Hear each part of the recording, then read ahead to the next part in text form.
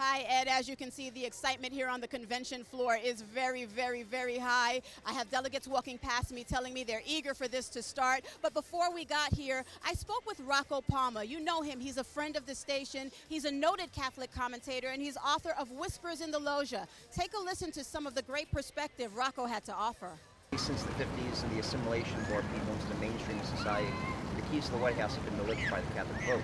But every 4 years, obviously, the electorate changes. So as things have gone on, and what complicates this campaign, among other factors, is that more and more, and when you talk about 70 million Catholics in this country, you're not talking about one Catholic vote. Really, you're talking about at least two. Because when you look at the polling figures, you have Anglo-Catholics, but Anglo-Catholics are becoming more and more of the minority of the American church. Majority of the American church now, or at least the plurality, is Hispanic. We're a majority-minority church.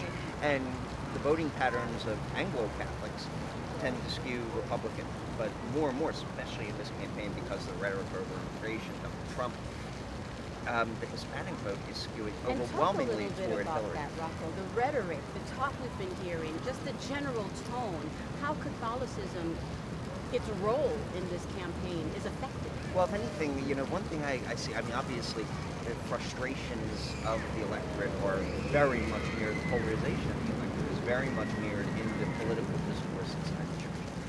But of course, because of the church's advocacy for abortion, there are many who saw the church, the hierarchy, the leadership of the church, skewing Republican as presidential elections.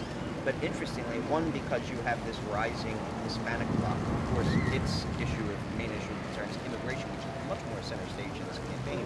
And obviously, you have the advocacy of Pope Francis in terms of immigration. It went to the U.S.-Mexico border earlier this year, and which was meant to be a political signal. All right, Ed, as you can see, we're bringing you the Catholic perspective as nobody can. Rocco bringing some great perspective, some great insight to our show. There's a lot more of that ahead.